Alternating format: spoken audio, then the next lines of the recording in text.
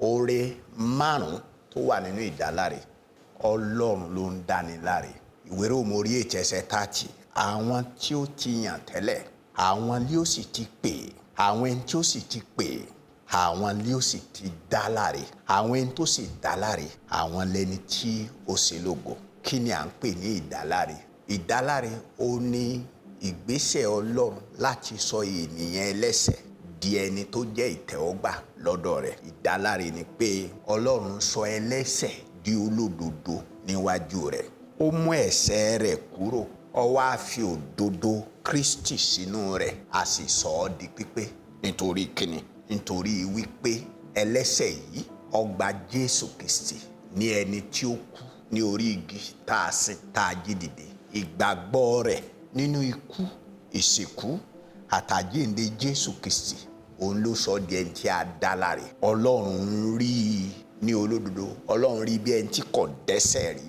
Bẹ́ẹ̀ ni àwọn oore márùn tó wà ńbẹ̀. Àkọ́kọ́ ni ìdáríjì ẹ̀ṣẹ̀ àti ìmúkúrò ẹ̀bi àti ìjìyà. Ẹni tá a bá dá láre àti dárí ẹ̀ṣẹ̀ jì, ẹ̀bi ẹ̀ṣẹ̀ rẹ̀ àti mú kúrò.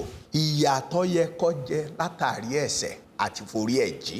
Ìkejì, àwa fi òdodo Ọlọ́run sínú rẹ̀. Ìkejì, a fi òdodo Kristi sínú àwa tí a dá láre. Ìkẹta ni pé a ti gbà wá là kúrò nínú ìbínú tí ń bọ̀. Ẹni tá a bá dá láre kò tó lè jẹ̀bi mọ́.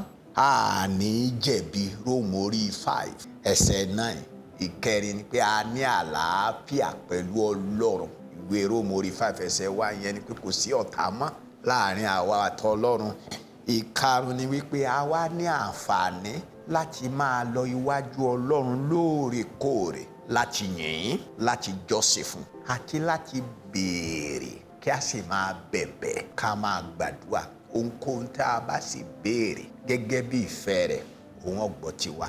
Ìwọ ọ̀rẹ́ mi tó tí dẹni ìdáláre, má gbàgbé ẹlẹ́ṣẹ̀ ni wọ́n bí gbogbo wa. Má kú lẹ́lẹ́bi o. Ìyà rẹ yóò pọ̀ nínú ọ̀run àpáàdé o. Kó tọ̀ Jésù wá lónìí. Má gbàgbé láti tẹ like, kó o sì tẹ button subscribe. Tó o bá tí ì ṣe bẹ́ẹ̀ báyìí, ṣe bẹ́ẹ̀ báyìí. Kó o sì pín fọ́nrán yìí pẹ̀lú ẹlòmíràn. Yóò dára fún ẹ.